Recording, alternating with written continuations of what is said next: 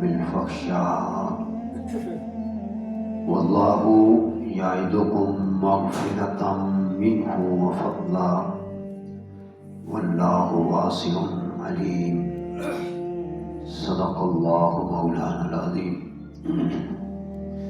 إن الله وملائكته يصلون على النبي يا أيها الذين آمنوا صلوا عليه وسلموا تسليما اللهم صل على سيدنا ومولانا محمد وعلى آل سيدنا ومولانا محمد بارك وسلم وصل عليه الصلاة والسلام عليك يا سيدي يا رسول الله وعلى آلك وأصحابك يا حبيب الله هو الحبيب الذي ترجى شفاعته لكل حول من الأحوال مقتحم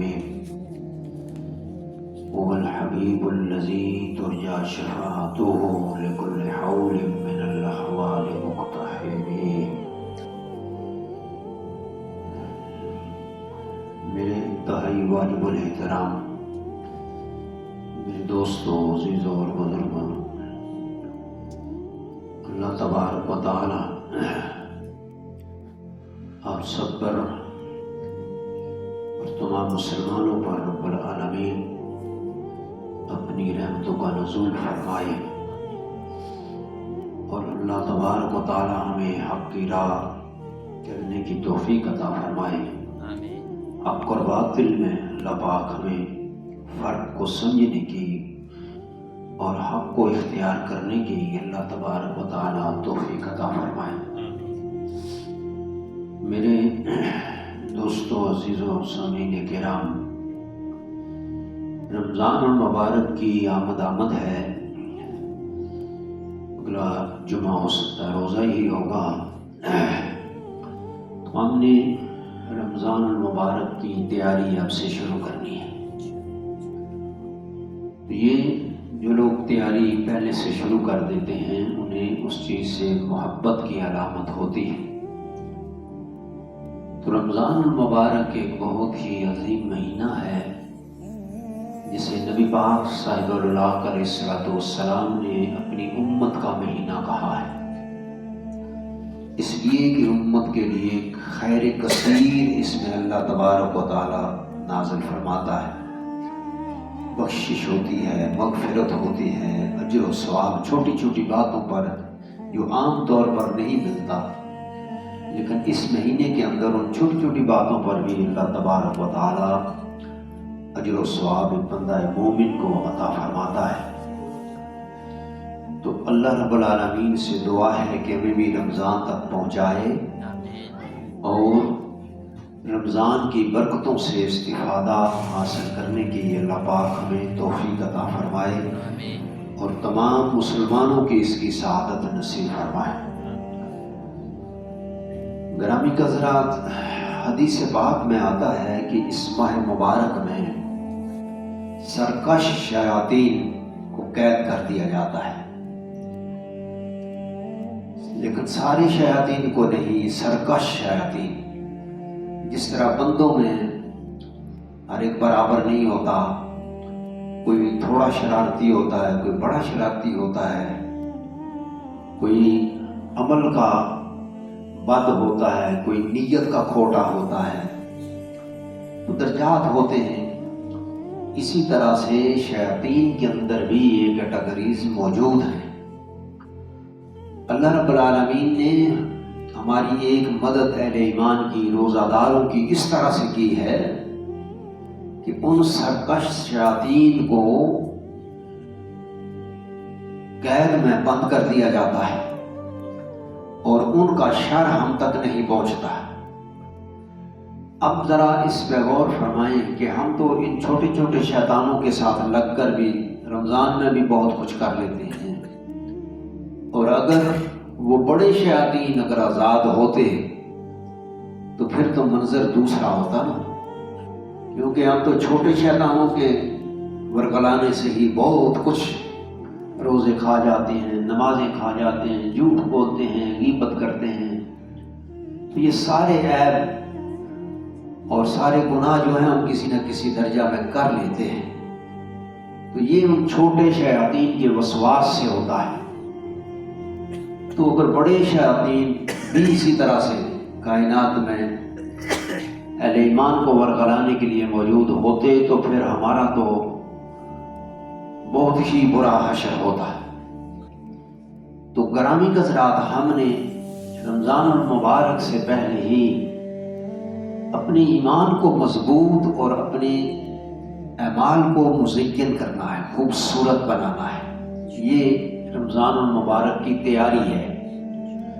ویسے تو ہم نے تیاری کر لی ہے، آپ چلے جائیں، ہر چیز کے سٹاک ہمارے تاجروں نے رکھے ہوئے ہیں روزے والوں کے لیے، ہر چیز کی جو ہے وہ سٹور بھر دیے گئے ہیں، کنٹینر بھر دیے گئے ہیں۔ تو اللہ تبارک و تعالی اس رمضان المبارک میں مومن کی رزق کو جو ہے نا وہ بڑھا دیتا ہے۔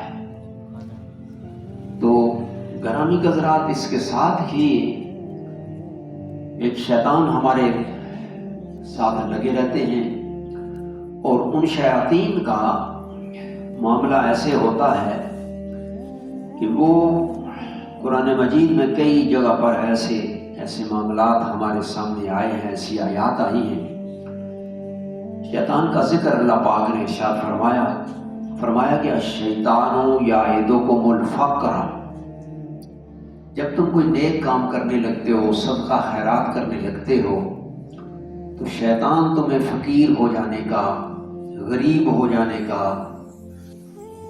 اور بے دست و پا ہو جانے کا تمہیں ڈر لگاتا رہتا ہے۔ تو وَيَأْمُرُكُمْ بِالْفَحْشَاءِ، اور دوسرا کام شیطان یہ کرتا ہے کہ برائی کی طرف مائل کرتا ہے، برائی کی طرف مائل کرتا ہے۔ اب یہ برائی میرے بھائی دوستو صرف شراب چوری ڈاکہ نہیں ہے، بلکہ نیک کاموں سے بندے کو ہٹا دینا وسوسے کے ذریعے، تو یہ بھی اس کا ایک مکر اور اس کا ایک فریب ہوتا ہے کہ انسان جو ہے وہ نیک اعمال کی طرف جو ہے توجہ نہیں کرتا، اس کا دل نہیں لگتا۔ تو فرمایا کہ شیطان تم سے جب صدقہ کرنے لگتے ہو تو کہتا ہے فقیر ہو جاؤ گے، اور اس کے علاوہ برائی کی طرف وہ تمہیں حکم دیتا رہتا ہے، بلاتا رہتا ہے، اور اس کی دعوت ایسی ہے کہ کثیر تعداد میں اہل ایمان اسے قبول کر لیتے ہیں۔ اور رمضان میں بھی ہم دیکھتے ہیں کہ رمضان میں بھی سر عام اب تو اتنی بے حیائی ہو گئی ہے کہ رمضان میں بھی سر عام لوگ جو ہے نا کوئی بہانہ تلاش کے، کبھی کوئی بیماری کا بہانہ تلاش کیا، کبھی کوئی اور کام کاج کا جی، کبھی مزدوری کا جی، مزدوری کریں، کام کاج کریں، تو پھر روزہ کیسے رہ سکتا ہے؟ پھر رات کو تراویح کیسے پڑھی جا سکتی ہے؟ تو یہ سارا شیطان کا جال ہے جو بنتا ہے اور مسلمان کو اپنے جال میں پھنسا کر اسے بے راہ روی کا شکار کر دیتا ہے، اللہ سے دور کر دیتا ہے۔ اور اللہ سے دور کون ہے؟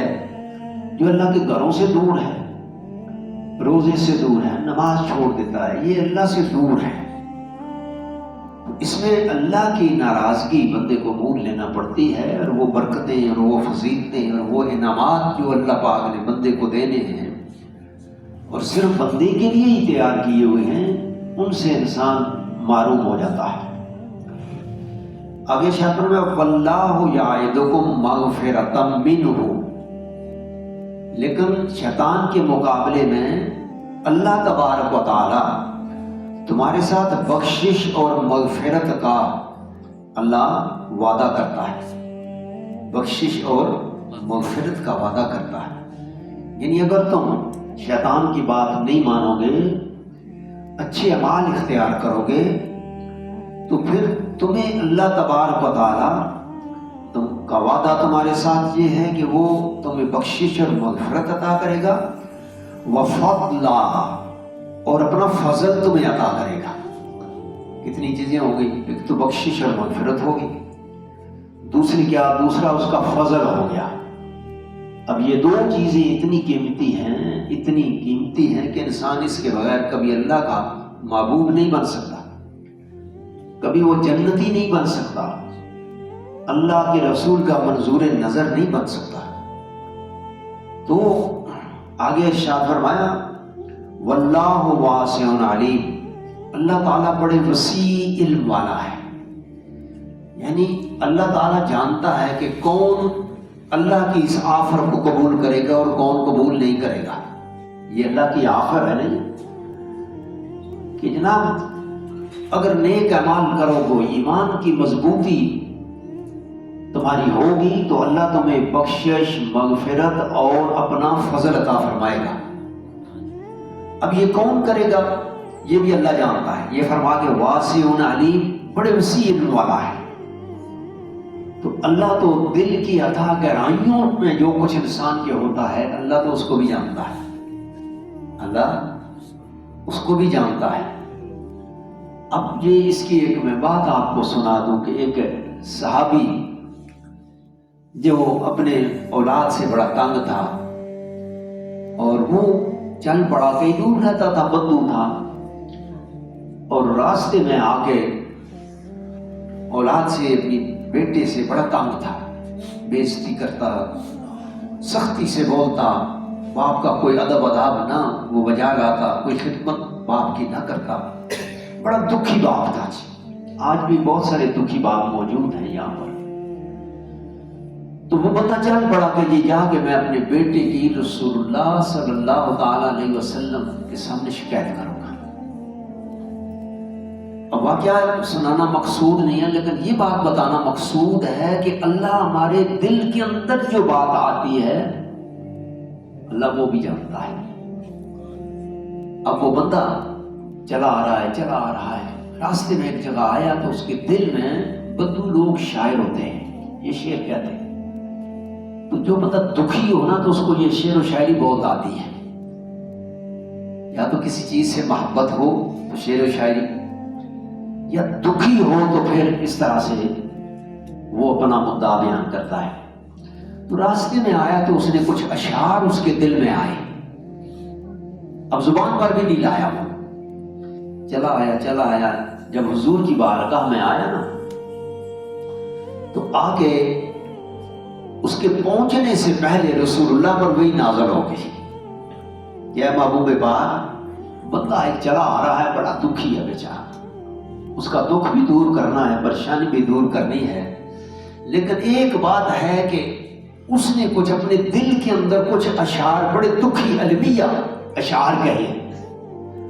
یا رسول اللہ سے کہنا کہ اپنی داستان سنانے سے پہلے وہ شعر سنائے جو بھی اس کی زبان پر تک بھی نہیں آئے تھے۔ اب وہ جب حضور کی بارگاہ میں آیا، وہ دکھی باپ، وہ پریشان باپ، اللہ کسی کے باپ کو دکھی نہ کرے اولاد کی وجہ سے، کسی کی ماں کو دکھی نہ کرے۔ بہت بڑی بد نصیبی، ارما نصیبی ہے کہ کسی کا ماں باپ دکھی ہو اولاد کی وجہ سے، جس اولاد کو اس نے سردیوں گرمیوں میں پرورش کی، چھوٹا سا تھا، پیشاب اس کے صاف کیے، خدمت کی، ہر اس کی پسند کی چیز اسے دی، لیکن جب وہ اس قابل ہوا کہ ماں باپ کی خدمت کرے تو آپ بگڑ گیا، بغاوت کر ڈالی ماں باپ سے۔ بہت دکھ ہوتا ہے جی، آپ یقین کریں بہت دکھ ہوتا ہے، جن کو ہوا ہے نا وہ اس سے واقف ہے کہ اولاد کا دکھ جو ہے نا کہ وہ دکھ دے بندے کو تو ماں باپ کے لیے بہت ہی پریشانی کا سبب ہوتا ہے۔ دیکھتے ہیں بچیوں کو، یار میں نے ان کو کتنی محبت سے پالا، اتنے پیار سے پالا، یار میرا اتنا بھی حق نہیں ہے کہ یہ میرے ساتھ کوئی اچھا سلوک کرے۔ اللہ سب کے بچوں کو نیک بنائے۔ بندہ آیا نا تو حضور پر وہی تو پہلے ہی نازل ہو چکی تھی۔ اب یہ بات ذہن نشین کر لیں اور عقیدہ اپنا بنا لیں، حضور جو کچھ بھی فرماتے ہیں وہ وحی کے ذریعے آپ کو علم دیا جاتا ہے۔ اب قرآن مجید میں کہ محمد مصطفیٰ صلی اللہ تعالی علیہ وسلم وما ینطق عن الہویٰ، میرا محبوب اپنی مرضی سے تو بات کرتا ہی نہیں ہے نا، تو جب بھی بات کرتا ہے بات خدا کی ہوتی ہے، زبان مصطفیٰ کی ہوتی ہے۔ جب آگے الیکس سلیکٹ کی تو حضور نے پہلے اسے موقع نہیں دیا کہ اپنی داستان بیان کرے، کیونکہ حکم یہی تھا ادھر سے. تو حضور نے فرمایا یار بعد میں اپنی بات سنا دینا، ادھر ہی ہے نا. پہلے وہ شیر جو تو نے راستے میں تیرے دل میں وہ دکھی المیہ اشعار تیرے دل میں آئے ہیں اپنے بچے کے غم کی وجہ سے، پہلے وہ شیر مجھے سنا. بندہ حیران رہ گیا، یار میں نے تو ابھی تک زبان بھی نہیں ہلائی، ہونٹ بھی نہیں ہلے، اب ان تک یہ بات میری پہنچ گئی تو پتہ چلا کہ یہ اللہ کے سچے رسول ہیں. اب ذرا بتائیں نا کہ اللہ ہر چیز کا علم رکھنے والا ہے کہ نہیں؟ بندے کی زبان پر بات نہیں، دل میں ہے. اللہ نے وہاں سے اللہ نے معلوم کر لیا کہ اس بندے کے دل میں یہ بات ہے. تو میرے بھائیو، اللہ پاک نے ارشاد فرمایا واللہ واسع علیم، اللہ بڑے وسیع علم والا ہے. رات کے اندھیرے میں بھی اس کو سب کچھ معلوم ہے، دن کی روشنی میں بھی معلوم ہے، گھر کے اندر کا بھی اسے سب معلوم ہے، گھر کے باہر کا بھی اسے سب معلوم ہے. واسع علیم، بڑا وسیع علم رکھنے والا ہے. تو میرے بھائیو اور دوستو، یہ مت سوچو کہ میں اندر بڑھ کے تو پانی پی لوں گا، کھانا کھا لوں گا، کوئی نہیں دیکھتا ہے. ٹھیک ہے، کوئی نہیں دیکھتا ہے، مگر ایک ہے جو دیکھتا ہے.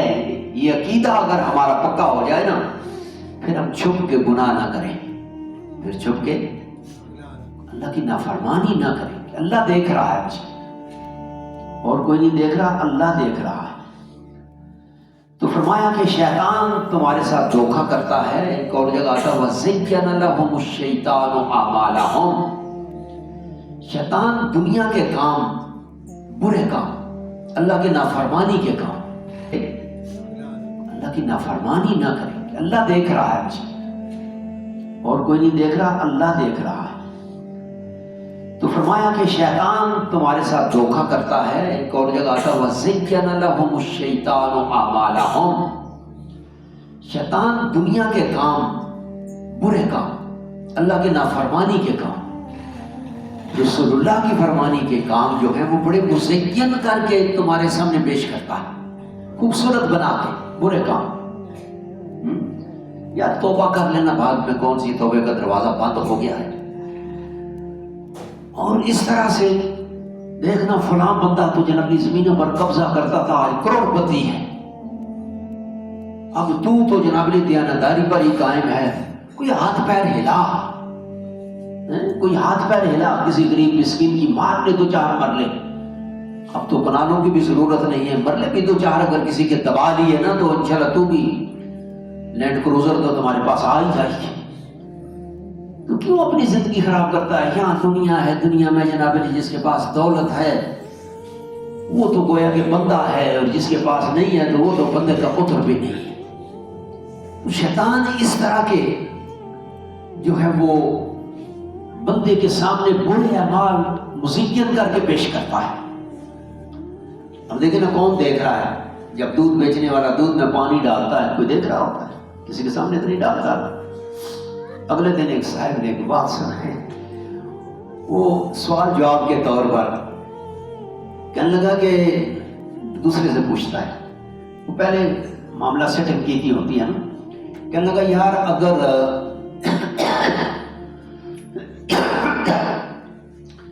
یہ پانی ختم ہو جائے دنیا میں، ذرا بات غور سے سننا، یہ پانی اگر دنیا میں ختم ہو جائے، نہ ملے، تو سب سے پہلے موت کس کی ہوگی؟ یہ استاد اپنے شاگرد سے پوچھتا ہے. استاد اپنے شاگرد سے اگر پانی دنیا میں ختم ہو جائے تو سب سے پہلے مرے گا کون؟ موت کس کی واقع ہوگی؟ تو ایسے استادوں کے شاگرد بھی پھر استاد ہی ہوتے ہیں. تو اس نے کہا جی سب سے پہلے موت اس کی ہوگی جو دودھ میں پانی ملاتا ہے، جو دودھ میں پانی ملاتا ہے. اب پانی ملے گا جو نہیں، دودھ میں پانی نہ ملا تو پھر اس کی تو موت ہے، سب سے پہلے وہ مرے گا. تو کرامی حضرات، یہ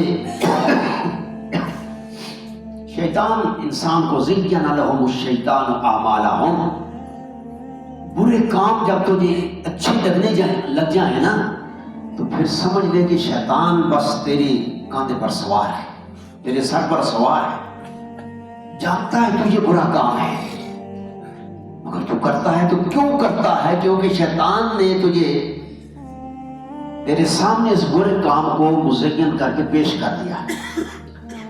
مومن کی شان اللہ شناخت اور پہچان اللہ تبارک و تعالیٰ نے بتائی ہے سورہ الحجرات 26واں پارہ۔ اس 26ویں پارے میں اللہ تبارک و تعالیٰ نے ارشاد فرمایا، یہ اس کی آیت ہے 7ویں آیت ہے، 7ویں آیت، تو فرمایا کہ وَاعْلَمُوا أَنَّ فِيكُمْ رَسُولَ اللَّهِ، جان لو تمہارے درمیان میرا رسول ہے، اللہ کا نائب، اللہ کا نائب رسول ہے۔ اطیعوا اللہ و اطیعوا الرسول، بھائی اللہ کی بھی اطاعت کریں، اللہ کے رسول کی اطاعت کریں۔ یہ کیسے؟ اللہ کی اطاعت کوئی اور ہے، رسول کی اطاعت کوئی اور ہے؟ تو فرمایا کہ نہیں، اللہ کی اطاعت من اطاع محمدا فقد اطاع اللہ ومن عصى محمدا فقد عصى اللہ، جس نے محمد رسول اللہ کی اتباع کی اس نے اللہ کی اتباع کی۔ رسول اللہ کی اتباع ہی اللہ کی اتباع ہے، اور جس نے رسول اللہ کی نافرمانی کی یہ اللہ کی نافرمانی ہے۔ تو فرمایا وَاعْلَمُوا أَنَّ فِيكُمْ رَسُولَ اللَّهِ لَوْ يُطِيعُكُمْ فِي كَثِيرٍ مِّنَ الْأَمْرِ لَعَنِتُّمْ وَلَٰكِنَّ اللَّهَ حَبَّبَ إِلَيْكُمُ الْإِيمَانَ، فرمایا کہ اللہ تبارک و تعالیٰ نے اس رسول کے ذریعے تمہارے دلوں میں ایمان کی اور اچھے اعمال کی محبت پیدا کر دی ہے، اعمال کی اور ایمان کی محبت پیدا کر دی ہے، اور وَكَرَّهَ إِلَيْكُمُ الْكُفْرَ وَالْفُسُوقَ وَالْعِصْيَانَ، تین چیزیں بیان کی۔ فرمایا کہ تمہارے دلوں میں تین چیزوں کی نفرت پیدا کر دی، حضور کی تعلیمات کے ذریعے اور قرآن کے ذریعے۔ اگر تم اپنے آپ کو پہچاننا چاہتے ہو تو یہ چیزیں دیکھنا۔ تو فرمایا کہ زَيَّنَوْا فِي قُلُوبِكُمْ، تمہارے دلوں میں ایمان کی محبت پیدا فرما دی۔ کس کی؟ ایمان کی محبت۔ ایمان بہت بڑی چیز ہے میرے بھائی اور دوست، ایمان بہت بڑی۔ ایمان وہ دل کے اندر جو ہمارا عقیدہ ہے نا، اللہ کی ذات ہے، رسول اللہ سچے، یہ عقیدہ ہے، قرآن سچا ہے، قیامت قائم ہوگی، جنت و جہنم بھی ہے، یہ سارا عقیدہ ہے۔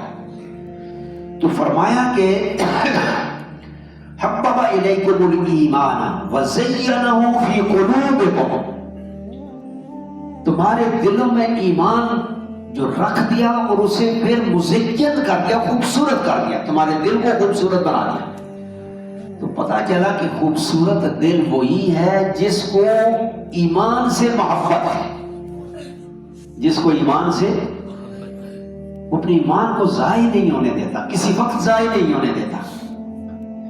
اور پھر آگے فرمایا دو چیزیں بنی، وَكَرَّهَ إِلَيْكُمُ الْكُفْرَ وَالْفُسُوقَ وَالْعِصْيَانَ، کفر، اللہ کی نافرمانی کرنا، والفسوق، فسق و فجور کرنا، برے کام کرنا، والعصیان، اور برائی میں مبتلا ہو جانا، ناپسندیدہ کاموں میں جت جانا۔ فرمایا کہ یہ ایک علامت، ایک پیمانہ اللہ پاک نے مقرر کر دیا ہے کہ مومن جو ہے اس کا دل جو ہے اس میں ایمان ہوتا ہے، اور اس ایمان کے ذریعے اس کا دل مزین ہوتا ہے، خوبصورت ہو جاتا ہے۔ تو جب یہ ایمان کے ذریعے دل خوبصورت ہو جائے تو اس کا نتیجہ کیا ہوتا ہے پتہ ہے؟ اس کا نتیجہ یہ ہوتا ہے کہ اس بندے کے اعمال خوبصورت ہو جاتے ہیں۔ دل کے مزین ہونے کا نتیجہ یہ ہوتا ہے کہ اس بندے کے اعمال خوبصورت ہو جاتے ہیں، اس کے اعمال اچھے ہو جاتے ہیں۔ ایک تو یہ اس میں صفت پیدا ہوتی ہے، اور دوسری صفت اس کے دل میں یہ پیدا ہوتی ہے وَكَرَّهَ إِلَيْكُمُ الْكُفْرَ وَالْفُسُوقَ وَالْعِصْيَانَ، ناپسندیدہ کام، کفر، برائی کے کام، عصیان، بدکار کرداری، یہ جتنی چیزیں ہیں ان کے ساتھ بندے کو نفرت پیدا ہو جاتی ہے۔ اب آپ ذرا بتائیں، ملاوٹ کرنا یہ برا کام ہے کہ نہیں جی؟ کبھی کسی نے ملاوٹ جب کی، کم تولنا، دھوکہ دینا، چیز دکھانا اور دینا، اور اب آپ کوئی چیز چلے جائیں بازار میں، پاکستان میں تو اللہ کے فضل و کرم سے اللہ کا نام اور رسول کا نام ہی خالص رہ گیا جی، باقی سب چیزوں میں ملاوٹ ہو رہی ہے، باقی سب چیزوں میں ملاوٹ ہے۔ اور ملاوٹ کرنے والے کے دل میں کبھی بھی اس کے تعلق سے نفرت نہیں پیدا ہوتی کہ یہ برائی کا کام ہے، اللہ نے اسے ناپسند کیا ہے۔ اب اس کو اگر وہ برا نہیں سمجھنا ہے تو یوں سمجھ لے کہ بس اس کا کلمہ ہے، قبول کریں گے، مسلمان کے گھر میں پیدا ہوئے ہیں۔ اب میرے دوستوں اور عزیز و بزرگوں، آپ ذرا غور فرمائیں کہ ہم اپنا حساب اگر لیں، یہ رمضان سے پہلے ہم نے اپنی تیاری کرنی ہے۔ میں سے پہلے بتا چکا ہوں کہ بزرگان دین رمضان سے پہلے جو ہے وہ اپنا حساب کتاب چکتا کر دیتے تھے، اپنی لین ٹھیک صاف کر لیتے تھے، صرف کپڑے ہی صاف نہیں کرتے تھے، اپنے دلوں کو صاف کرتے تھے۔ کسی کا حق مارا ہوا ہے، کسی کوئی ناراض ہے کسی وجہ سے، اس کو راضی کر لینا، کسی کا حق دینا ہے اس کو بھی میں جو ہے وہ دے دوں۔ اب یہ ساری چیزیں جب ہم اپنے کاندھے پر اٹھا کے اللہ کی بارگاہ میں جاتے، کسی کا حق مارا ہوا ہے، کسی کو ملاوٹ والی چیز دی ہوئی ہے، کسی کے ساتھ دھوکہ کیا ہوا ہے، اب یہ ساری چیزیں ہمارے کاندھے پر لدی ہوئی ہیں جی، ہر وقت یہ لدی ہوئی ہیں۔ اب اس حال میں جب ہم اللہ کی بارگاہ میں جاتے ہیں تو حدیث پاک میں آتا ہے، رسول اللہ صلی اللہ تعالی علیہ وسلم نے ارشاد فرمایا، یہ بندہ حج پہ جاتا بڑے دور دراز سے آتا ہے، بڑے اچھے کپڑے پہن کے آتا ہے، خوبصورت، یہ اللہ کے گھر میں چلا ہوں، کپڑے اچھے قیمتی ہونے چاہیے، اچھا سامان لے کے جاتا ہے، اور لبیک لبیک کہتا ہوا راستے میں استغفار بھی پڑھتا ہے، کلمہ بھی پڑھتا ہے، سب کچھ کرتا کرتا جاتا ہے۔ وہاں جب پہنچتا ہے نیت ہے کہ میں طواف بھی کروں گا، ہاں جی، نمازیں بھی یہاں پر پڑھوں گا، صفا مروہ کی جناب وہ میں صحیح بھی کروں گا، یہ سب یہ نیتیں ہوتی ہیں اس کی۔ تو جب کہتا ہے نا لبیک اللہم لبیک، یہ جیسے ہی آرام باندھتے ہیں تو اس کے ساتھ ہی پھر نیت کرتے ہیں، اس کے بعد لبیک پکارتے ہیں۔ مسئلے تو آپ کو پتہ ہیں سارے، یہ میں اس لیے کہہ رہا ہوں کہ آپ نے کبھی پوچھا نہیں ہے نا، آپ حج کراتے ہیں، عمرہ کراتے ہیں، کبھی آپ نے ایک مسئلہ کسی بندے نے نہیں پوچھا جی مجھے کرنا کیا ہے، کس طرح کرنا ہے، کیسے کرنا ہے، آج پہ چلیں، ٹھیک ہے چلیں، ٹھیک ہے۔ تو بندہ کہتا ہے لبیک اللہم لبیک، لبیک کا معنی ہوتا ہے حاضر، اے اللہ میں حاضر ہوں، تیری بارگاہ میں حاضر ہوں، تیرے گھر میں حاضر ہوں۔ اب یہ بات کئی بار سنی ہوگی کہ حاجی حج کرنے کے بعد گناہوں سے پاک اور صاف ہو جاتا ہے، کیا یہ سارے پاک اور صاف ہو جاتے ہیں؟ کیا سارے پاک اور صاف ہو جاتے ہیں؟ میرے بھائی اور دوست، جب یہ لبیک پکارتا ہے، اللہ فرشتوں کو کہتے ہیں اسے کہو لا لبیک لا لبیک، نہیں تو نہیں حاضر ہو، مکے میں پہنچ کے بھی تو حاضر نہیں ہے۔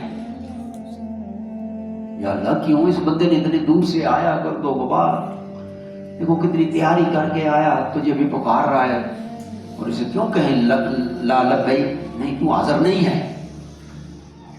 اللہ فرماتا ہے دیکھو یہ جو کپڑے خوبصورت خوبصورت پہن کے آیا ہے، یہ پتہ ہے کہاں سے لایا ہے؟ یہ حرام کے پیسوں کے لایا ہے۔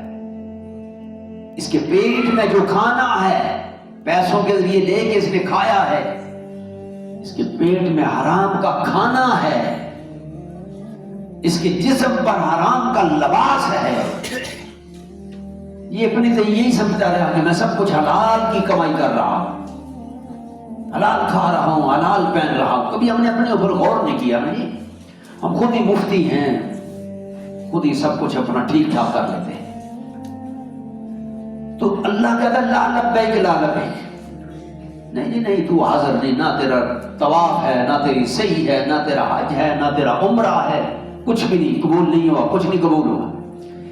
ایسے ہی میرے بھائی اور دوست، جب نمازی نماز پڑھتا ہے تو اس کے جسم پر کپڑوں میں ملاوٹ ہوتی ہے حرام کی، جو کھایا ہے اس میں حرام کی ملاوٹ ہوتی ہے۔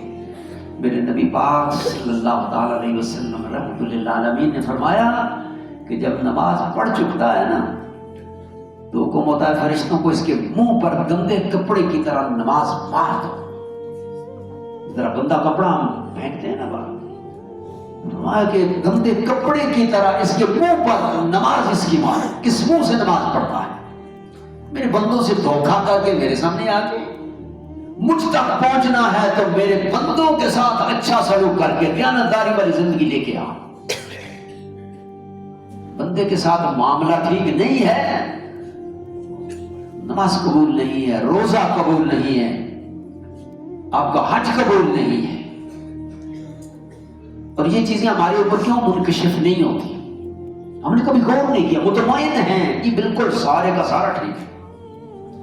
حضرت عمر فاروق رضی اللہ تعالیٰ امیر المومنین، 3 براعظموں کے خلیفہ، فرماتے ہیں ہمارے پاس جب کوئی مال آتا ہے نا، کوئی مال آتا ہے، جب مال آتا ہے تو ہم اس میں سے اس کے 10 حصے کرتے ہیں. گویا کہ 10 حصے ہو، 9 حصے ہم جدا کر دیتے ہیں اسے، 1 حصہ اپنے استعمال کے لیے رکھتے ہیں. امیر المومنین یہ کیوں کرتے ہیں؟ اب ان کو کون کہہ سکتا ہے کہ حرام کی دولت ہوگی؟ کون کہہ سکتا ہے؟ فرمایا 9 حصے اس لیے نکال دیتے ہیں کہ اس میں کہیں نہ کہیں سے حرام نہ مل گیا ہو، اور حرام اگر مل گیا تو 9 حصے جب ہم اس کو نکال دیتے ہیں، 1 حصہ جب بچتا ہے تو وہ 1 حصہ خالص ہو جاتا ہے. یقین ہوتا ہے کہ 1 حصہ تو حلال کا ہو ہی تھا نا. اب جس کی ساری دولت حرام کی ہو، سارے کا سارا مال حرام کا ہو، کبھی سوچا ہی نہیں ہے یار میرا مال جو میں نے کمایا ہے یہ کیسے کمایا. اس لیے میرے بھائیوں، ہم نے رمضان شریف کے پہلے ہم نے اپنے مال پر بھی غور کرنا ہے، اپنے اعمال پر بھی غور کرنا ہے، اپنے عزیز و اقربا کو بھی دیکھنا ہے، ان میں سے کس کا حق مارا ہوا ہے، کس کے ساتھ ہماری ناجائز دشمنی ناراضگی ہے، خاص کر اپنے ہمسایوں کو. اللہ اکبر. حضور علیہ الصلوۃ والسلام نے ارشاد فرمایا لا یؤمن لا یؤمن لا یؤمن، 3 بار پڑھا ہے. صحابی نے پوچھا یا رسول اللہ کون ایمان والا نہیں ہے؟ لا یؤمن کا معنی ایمان والا نہیں ہے، ایمان والا نہیں ہے، ایمان نہیں. حضور علیہ الصلوۃ والسلام نے فرمایا وہ بندہ ایمان والا نہیں ہے کہ جس کا ہمسایہ اس کی شرارتوں سے، اس کی اذیت سے محفوظ نہیں ہے. اب کس کا ہمسایہ؟ آپ دیکھیں ذرا ارد گرد، دیکھیں ذرا، باقی چیزوں کو چھوڑیں. حکم یہ ہے کہ اگر آپ نے ہمسائے کی دیوار آپ کے سین میں ہے تو ایک کیل آپ نے گاڑنی ہے وہاں پر، وہ بھی اس سے پوچھ کے گاڑ کے، وہ بھی اس سے پوچھ کے ادھر کیلی گاڑ. اب اس سے زیادہ اور بڑی بات کیا ہوگی؟ تو میرے بھائی اور دوستو، اللہ تبارک و تعالیٰ سے ہم نے توبہ کرنی ہے. اس وقت اللہ کا قرآن سارے مسلمانوں کو کہتا ہے توبوا الی اللہ جمیعا ایھا المؤمنون، ایمان والو اللہ کی بارگاہ میں کثرت سے توبہ کرو. اور توبہ کا استغفار جو ہے یہ بہت بڑی چیز ہے، بہت بڑی چیز ہے. حضور فرماتے ہیں 100 بار استغفار کرتا ہوں، استغفر اللہ استغفر اللہ استغفر اللہ. ایک حدیث میں 70 بار توبہ کرتا ہوں.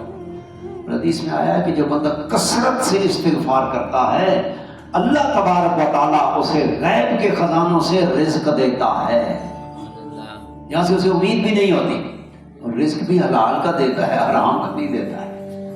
اپنے بندے کو کثرت سے جو استغفار کرتا ہے اس تک تو حرام کا رسائی نہیں ہوتی ہے، اسے حلال کا رزق اللہ پاک دیتا ہے، اور جہاں وہاں سے دیتا ہے جہاں سے اس کو امید بھی نہیں ہوتی. اس لیے میرے بھائی اور دوستو، کچھ مسائل بھی آپ کو بتاؤں گا، ابھی ٹائم تو نہیں، اگلے جمعہ میں انشاءاللہ العزیز آپ کے رزق میں برکت ہوگی. ہم تو آپ کے خیر کے کام کرتے ہیں، خیر کی، بھلائی کی، آپ کا بھلا ہو جائے، آپ کو اللہ رزق حلال عطا فرمائے. لہٰذا جی رمضان سے پہلے ہم نے یہ تیاری دیکھنا ہے، اپنی زندگی کا جو ہے وہ کرنا ہے، امتحان لینا ہے، کیا کیا کام کیے، کیا کچھ جناب نے کہاں کسی نے کہا مارا ہے، کسی کے ساتھ زیادتی کی ہے، کسی کو دبش لگائی ہے. یہ ساری چیزیں جو ہیں یہ رمضان سے پہلے کلیئر کرنی ہے جی، تاکہ جب اللہ کی بارگاہ میں حاضر ہونا ہم لبیک کہیں ایک بار تو سے 10 بار آئے، ہاں میرے بندے تو حاضر ہے۔ اللہ تعالیٰ مجھے اور آپ کو اس کی توفیق عطا فرمائے، وما توفیقی